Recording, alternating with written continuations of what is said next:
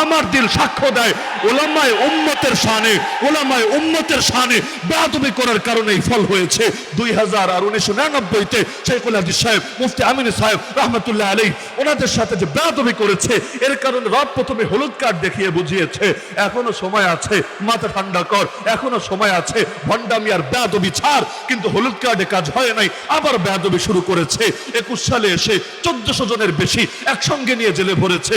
ভেবেছে ওদের সাথে কে আছে, কে ওদেরকে রক্ষা করবে।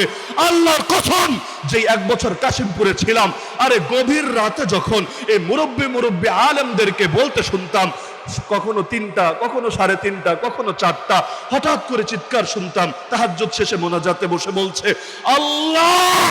আরে এমন একটা গভীর আওয়াজ বের হতো, দিল সাক্ষ্য দিত এই বদদুয়া যার গায়ে লেগেছে, আরে ওর পতন হবেই হবে। নারায়ে তাকবীর, নারায়ে